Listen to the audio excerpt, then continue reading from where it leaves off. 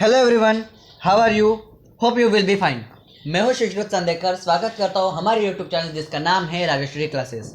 तो आज मैं आपके लिए लेके आया हूं 10th का सिविक्स चैप्टर सेकंड, जिसमें हम करने वाले हैं इलेक्ट्रल प्रोसेस का पार्ट सेकंड। अगर आपको ये वीडियो अच्छा लगे तो प्लीज़ इसे लाइक कीजिए, शेयर कीजिए, सब्सक्राइब कीजिए और आगे भी आपको साइंस और स्टैटिस्टिक्स के वीडियो मिलते रहेंगे हमारे चैनल पे। तो प्लीज़ इसे सब्सक्राइब करके बेल आइकन दबाना ना भूलें। पिछले वीडियो में हमने देखा था कि कौन से पॉइंट्स है फंक्शन ऑफ इलेक्शन कमीशन, क्या फंक्शंस क्या है इलेक्शन कमीशन के, हमने वो देखे थे।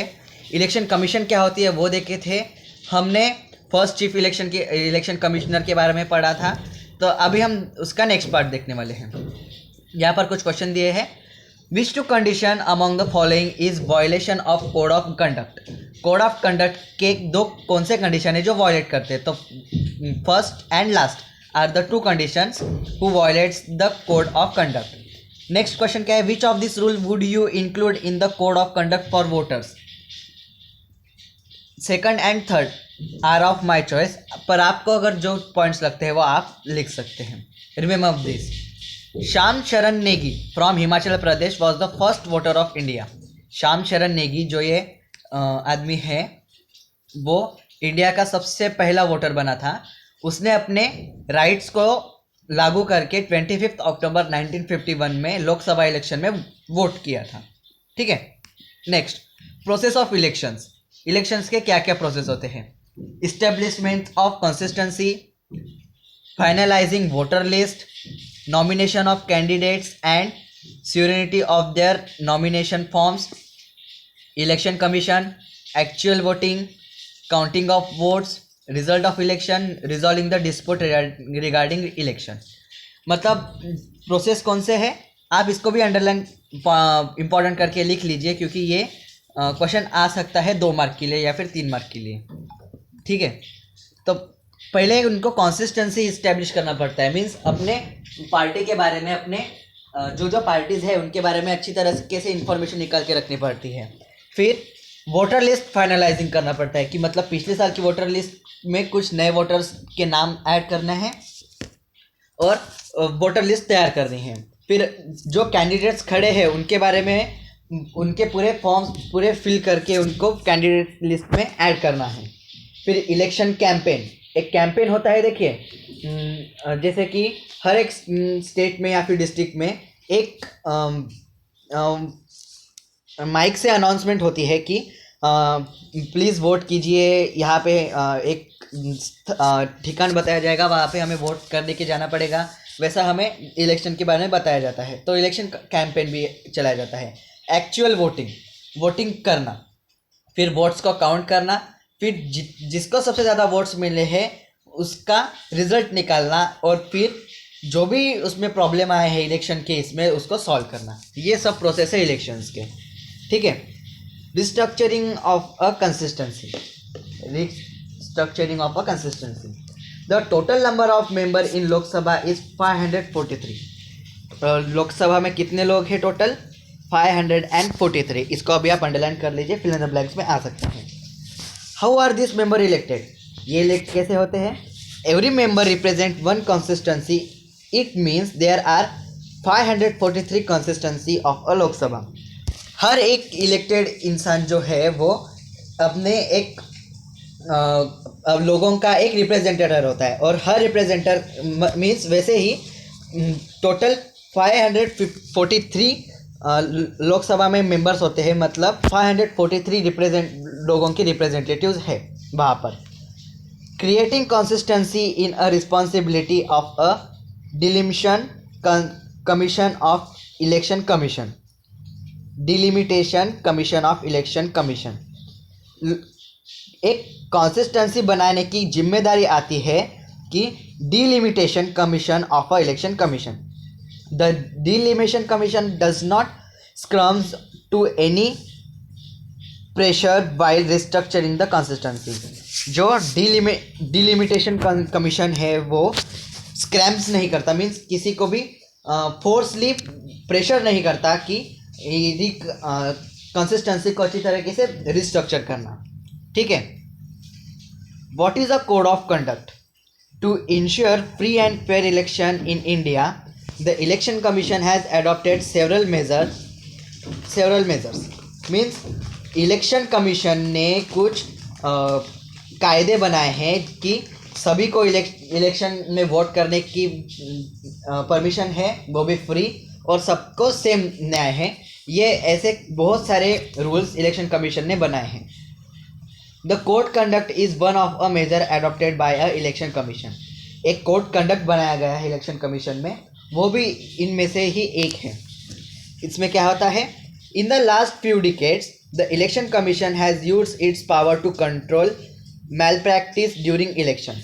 इलेक्शन कमीशन ने हाल ही में कुछ पावर अपने हाथ में लिया है कि मल प्रैक्टिस ड्यूरिंग इलेक्शन जो होता है, मीन्स अभी ईवीएम में घोटाले की बात चल रही थी जब इलेक्शन की बात थी तब, तो वो सब देखने की काम कौन करता है? इलेक्शन कमीशन करता है। The code of conduct explain the rules that are to be followed by the government, political parties and voter before electing and during election.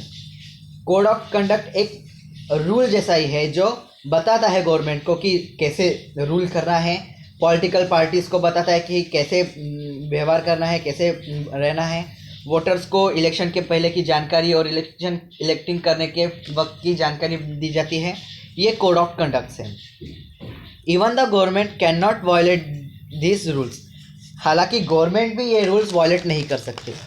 Due to the strict observation of a code of conduct in the last few election, the common voter has become confident. Means पिछले साल की वजह से, अभी कुछ सालों से जो इलेक्शन कमीशन ने कोड ऑफ कंडक्ट अपने हाथ में लिया है, पावर हाथ में लिया है, इसकी वजह से जो कॉमन वोटर्स है वो फ्रीली कॉन्फिडेंट हो चुके हैं कि हम जिसे वोट देंगे उसे ही वोट जाएगा, ना कि किसी और को। ठीक है। Challenges in conducting free and fair election. Free and fair election करने के करने वक्त कुछ चैलेंजेस आते हैं। वो कौन से चैलेंजेस हैं? If we take into account the size of our country and the number of voters, conducting election become a truly challenging task.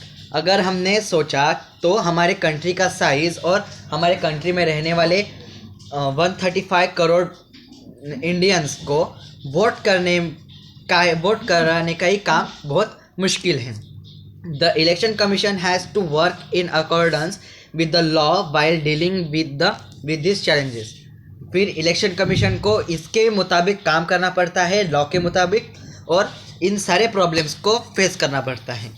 Some of the challenges are mention below. कुछ challenges mention किए हैं, नीचे देखते हैं। Misuse of money take place to be great extend during election. Means election के वक्त कुछ पैसे बांटने का भी काम किया जाता है, तो वो भी नहीं होना चाहिए। The election commission had to take several major to stop such a misuse of money. Means money का मिसयूज करना बंद करने के लिए इलेक्शन कमीशन ने कुछ मेजर्स लिए हैं, तो धीरे धीरे ऐसा कम होते दिख रहा है। Many political parties give election ticket to the candidate with criminal background. बहुत सारे पॉलिटिकल पार्टीज बिना सोचे समझे क्रिमिनल बैकग्राउंड के कैंडिडेट को भी टिकट दे देते हैं इलेक्शन में लड़ने के लिए। This result not only in criminalization of politics, but the election commission also faces problem to ensuring the elections are conducted in free environment. इसकी वजह से क्या होता है कि पॉलिटिक्स में भी क्रिमिनलाइजेशन आ जाता है और इलेक्शन कमीशन को भी बहुत सारे प्रॉब्लम फेस करने पड़ते हैं, क्योंकि उनका मोटो है कि सबको फ्री एंड फेयर इन्वायरमेंट मिलना चाहिए इलेक्शन करने के लिए। Another major challenge is violence during election. To extent of violence has increased significantly during elections. Means एक सबसे मेजर प्रॉब्लम है कि इलेक्शन के वक्त दंगे फसाद होते हैं। इस दंगे फसाद को रोकने के लिए इलेक्शन कमीशन ने बहुत कोशिश किए हैं। All political parties should help the election commission to control this violence. सारे पॉलिटिकल पार्टीज़ को भी क्या करना चाहिए? इलेक्शन कमीशन की मदद करनी चाहिए ताकि ये दंगे फसाद ना हो इलेक्शन के वक्त। To retain a continuing influence on political leaders giving election ticket to their own relative, this practice creates a family monopoly in politics. To retain a continue influence means अगर हम एक सत्ता पे है, अगर हम पार्टी में हैं, अगर हम सत्ता पे है, तो जो इलेक्ट्रिक टिकट्स होते हैं वो हमारे रिलेटिव को नहीं दे सकते, क्योंकि अगर हमने वो दिए तो फैमिली मोनोपोली हो जाती है पॉलिटिक्स में। ठीक है, यहाँ पर डू यू नो दिया है, at the time of first election preparing the voter list was a challenging task. जब फर्स्ट इलेक्शन हुआ था तब वोटर लिस्ट बनाने में बहुत चैलेंज था। As many people were illiterate, the special procedure of voting was use during election. 20 lakh steel boxes were made for voting purpose. जब first election होता था तब ईवीएम वगैरह नहीं थे, तब क्या थे, बैलेट पेपर से हमें करना पड़ता था। पर सबसे बड़ी समस्या ये थी कि बहुत सारे लोग इंडिया में इलिटरेट थे, मीन्स उनको पढ़ाई के बारे में कुछ पता नहीं था, तो उनकी वजह से 20 लाख स्टील बॉक्सेस बनाने पड़े थे। Election symbol bear struck on the boxes, सब बॉक्सेस पर इलेक्शन के हर पॉलिटिकल पार्टी का सिंबल लगाया गया था। The voter was given the blank ballot paper which they were supposed to drop in the box having the election symbol of the party they want to vote for। फिर उन्हें क्या करना पड़ा, एक बॉक्स के ऊपर जो पार्टी का सिंबल है वो रखना पड़ा, और सब कैंडिडेट्स को एक बैलेट पेपर दिया गया। उस बैलेट पेपर पे उन्हें वो बॉक्स में डालना था जिस पार्टी को वो वोट देना चाहते थे, उन्हें उसी पार्टी में, उसी पार्टी के सिंबल के बॉक्स में अपना बैलेट पेपर डालना था। ठीक है, this system ensure that even the illiterate people could vote. इस सिस्टम की वजह से इलिटरेट पीपल जो भी थे वो भी वोट कर सकते थे। ठीक है, अब नेक्स्ट पॉइंट देखते हैं। Think how political party suffer due to family monopoly in the party. अगर फैमिली मोनोपोली हो गए पार्टी में तो पॉलिटिकल पार्टी पर क्या सब फर्क पड़ता है। अगर फैमिली मोनोपोली हो जाती है कौन सी भी पार्टी में तो वहाँ पर फिर स्प्लिट्स होने की ज़्यादा संभावना होती है। फैमिली मोनोपोली हो गई तो स्प्लिट्स होने की ज़्यादा संभावना होती है, क्योंकि अगर हमारे एक फैमिली मेम्बर को हमारा अगर आइडिया अच्छा नहीं लगा तो वो वहाँ पे डिस्प्यूट्स खड़ा कर सकता है या फिर वो पार्टी छोड़कर दूसरी पार्टी पे जा सकता है। अगर फैमिली मोनोपोली हो गई तो फिर पार्टी का उससे नुकसान भी हो सकता है, इसलिए पॉलिटिकल पार्टी ज़्यादातर फैमिली मोनोपोली नहीं करते हैं। What do you understand by the system of one vote one value? ये जो सिस्टम है वन वोट वन वैल्यू, इससे हम क्या समझते हैं, मतलब हर एक वोट कीमती होता है, हर लोगों का एक वोट कीमती होता है, क्योंकि जो भी वोट एक आदमी ने किया है वो दूसरे को बता भी नहीं सकते और वो किसी को दिखता भी नहीं। हर एक वोट मीन्स अगर दो पॉलिटिकल पार्टीज़ के बीच में अभी जंग शुरू है, अगर दोनों पॉलिटिकल पार्टीज़ को सेम वोट मिले हैं तो एक वोट भी दोनों पॉलिटिकल पार्टीज़ के बीच में गवर्नमेंट स्थापित करने में हो सकता है। इसलिए वन वोट वन वैल्यू ये कॉन्सेप्ट क्लियर होना, समझना बहुत इम्पोर्टेंट है। Electoral reforms, election is a continuous process. Election ये कंटिन्यूस प्रोसेस है, हर 5 साल में एक बार इलेक्शन होते ही हैं। The future of democracy depend on election, हमारा फ्यूचर इलेक्शन के ऊपर निर्धारित है। Electoral process become reliable if the election process get improve. Some reforms are suggest below, what will be this effect according to you. Electoral process सबके लिए same होने चाहिए, सबको रिलायबल होने चाहिए, और कुछ रिफॉर्म्स हमें यहाँ पे दिए गए हैं। इन रिफॉर्म से क्या इफेक्ट पड़ सकता है हमें सोचना है। To increase participation of women in politics, the political party should give 50% candidatures to women candidates and try to ensure that they get elected। Means political parties में 50% कैंडिडेट्स वुमेन भी होनी चाहिए, मीन्स इक्वलिटी पॉलिटिकल पार्टीज में भी होनी चाहिए कि पुरुष प्रधान संप्रदाय हमारे इंडिया में चलता आया है, तो इसको ख़त्म करने के लिए वुमेन्स भी कुछ कर सकती है, इसलिए वुमेन्स को भी 50% सीट्स दी गई है। और पॉलिटिकल पार्टीज़ को ये सोचना भी है कि इंश्योर भी करना है कि वो इलेक्ट भी हुए। ठीक है, नेक्स्ट देखते हैं। Political party should not give candidature to candidates having criminal background. Political parties कौन से भी कैंडिडेट को जो क्रिमिनल बैकग्राउंड के साथ है उसको टिकट देने नहीं चाहिए। They should strictly follow the decision given by the court in this respect. अगर ऐसा कुछ होता है तो उन्हें कोर्ट की सीढ़ी भी चढ़नी पड़ सकती है। The government should take care of election expenses. The government है वो ध्यान रखना चाहिए कि इलेक्शन में जो एक्सपेंसेस हो रहे हैं उसके उनको केयर करना चाहिए। To ensure that parties will not make misuse of money and mismanagement of money during election can be stop. फिर इसकी वजह से क्या होगा कि पॉलिटिकल पार्टीज मनी का मिसयूज भी नहीं करेंगे और मनी का मिसमैनेजमेंट भी कम हो जाएगा। Representation of a people act should be amended so that candidates having criminal background would not be able to participate in election। जो हम वोटर लिस्ट बनाते हैं तो हर एक वोटर लिस्ट में जो नाम होता है उसके बारे में हमें एक ब्रीफ आइडिया होनी चाहिए इलेक्शन कमीशन के पास, ताकि अगर कोई क्रिमिनल बैकग्राउंड है तो वो इलेक्शन में कभी भी पार्टिसिपेट नहीं कर सकता। ठीक है। Journey from ballot box to EVM machine, मतलब सबसे पहले क्या इस्तेमाल किया जाता था? Ballot box. ये देखिए, ये बॉक्स दिख रहा है आपको, यहाँ से एक बैलेट पेपर दिया जाता था और वो यहाँ पर एक सिंबल रख दिया जाता था पॉलिटिकल पार्टीज का, ताकि अगर जो भी आदमी है उसे जिस पार्टी के इसमें देना है वो उस बैलेट पेपर को उसी बॉक्स में डालता है। तो पहले वैसा था और अभी ऐसा है। चेंज देखिए, दोनों के इसमें बहुत बड़ा चेंज है। The first election in independent India was held in 1951 and 1952. This was a beginning of shaping of democracy through electoral politics. सबसे पहला इलेक्शन कब हुआ था? 1951 से 1952 तक में, और ये बिगिनिंग थी हमारे डेमोक्रेसी को अच्छी तरीके से शेप देने के लिए। In the initial election, ballot box were used for the purpose of voting. जब पहले वोटिंग होती थी तब बैलेट बॉक्स का ज़्यादा यूज़ किया जाता था। The use of EVM machine started from the decades of 1990s।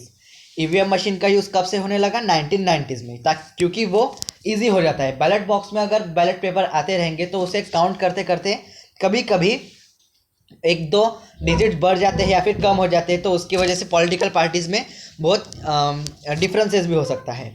पर ईवीएम की वजह से क्या होता है, काम इजी हो जाता है। जिसको भी वोट गया वो डायरेक्ट डिजिट के अनुसार हमें एक लिस्ट में मिल जाती है, तो बार बार उसके काउंट करने की गरज नहीं रहती। Many things could be achieve because of voting machine. EVM की वजह से बहुत कुछ चीज़ें अचीव की गई है। If the voter do not want to vote from any candidate they could not choose an option of none of the above. अगर किसी को भी, एक वोटर को वोट करना ज़रूरी है, वोट करना सबको ज़रूरी है, पर अगर किसी भी पार्टी को हमें वोट नहीं करना तो वहाँ पर एक ऑप्शन होता है नॉन ऑफ द अबव, जो सबसे नीचे होता है। उस पर क्लिक किए तो हमारा वोट कहीं नहीं जाता, पर हमारा वोट हुआ जाता है। नोटा, इसको क्या कहा जाता है? नोटा कहा जाता है। None of the above. It has become easier for disable people, दिव्यांग, टू वोट। इसकी वजह से ये क्या हो गया, इससे इजी हो गया सबको, जो डिसेबल्स लोग हैं मीन्स दिव्यांग लोग हैं उनको भी वोट करना इजी हो गया। It reduce the cutting of trees for paper and thereby help in protecting of environment. इससे क्या हो गया कि ट्री कटिंग का भी झंझट कम हो गया और इससे इन्वायरमेंट भी हमारा प्रोटेक्ट हो गया। It has also been possible to have an early declaration of election result. इसकी वजह से जल्दी भी इलेक्शन का रिजल्ट हमें जल्दी पता चल सकता है। ठीक है, अब नेक्स्ट इस पे चलते हैं। प्लीज अंडरस्टैंड, जनरल इलेक्शन, दो इलेक्शन होते हैं, एक mid term election, general election. Lok Sabha election held after every 5 year are called general election. आप इसको ये कर लीजिए, ये 1 मार्क क्वेश्चन में आ सकता है। What is mean by general election? तो आंसर है Lok Sabha election held after every 5 year are called general election. समझ गए आपको? तो आगे बढ़ते हैं। Mid term election, if the elected government loses it's majority before completing it's term in the parliament, और इफ द पार्टी और अ coalition government withdraw their support resulting in a loss of majority support, for the government, and if no alternative government is possible, the election are held before the completion of the term. These are called mid-term election.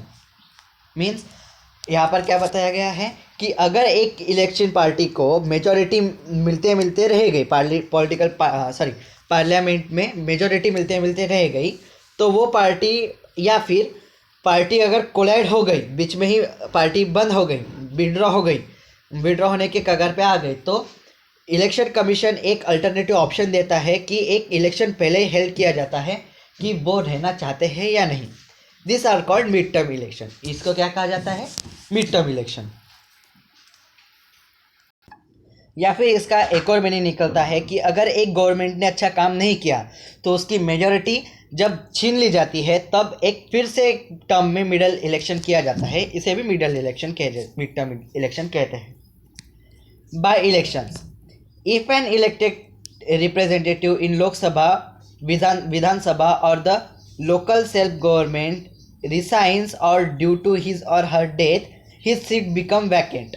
Means अगर representative, हमने एक representative चुना है, अगर वो लोकसभा में हो या विधानसभा में हो, अगर उसकी गलती से डेथ हो जाती है बाय चांस, तो वो सीट वैकेंट हो जाती है.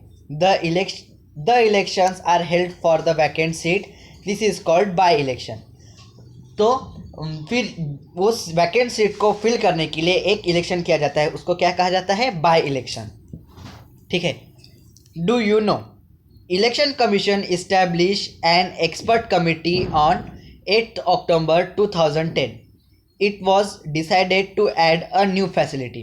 इलेक्शन कमीशन के एक्सपर्ट की कमिटी कब इस्टेब्लिश की गई थी? 8 अक्टूबर 2010. आप इसको भी अंडरलाइन कर लीजिए. It was decide to add new facilities. Means इसमें कुछ नए फैसिलिटीज़ ऐड करने की बात की गई थी. Voter verified paper audit trailer in EVM machine. क्या कहा गया है? Voter verified paper audit trial in EVM machine. Means EVM machine में ईवीएम मशीन का जब यूज़ हुआ तो वहाँ पे ये यूज़ करना ज़रूरी था. Voter verified paper audit trial. All political parties supports this. और सभी पॉलिटिकल पार्टीज़ ने इसको सपोर्ट किया था. Because of this facility the voter can verify whether the vote cast is registered properly. इसकी वजह से वोटर को क्या समझ आता था कि उसने जो वोट किया है वो बराबर रजिस्टर हुआ है या नहीं. The purpose of this important step is to stop malpractice in election. Election में कुछ मल प्रैक्टिस भी हो जाती है, उसको स्टॉप करने के लिए ये voter verified paper audit trial भी किया गया है. In this chapter we studied the electoral process from various angles. In the next chapter we will study the political parties in India. इस चैप्टर में हमने क्या सीखा? इलेक्ट्रल प्रोसेस जो है हम अलग अलग एंगल से हमने उसको देखा. मीन्स कौन से इलेक्शन होते हैं, फिर कुछ नए ईवीएम में कुछ नए ऐड किए गए थे फैसिलिटीज़, फिर कुछ इलेक्ट्रल रिफॉर्म्स, और हमने कोड ऑफ कंडक्ट क्या होता है, restructuring of constitution, process of election, challenging in conducting free and fair election process.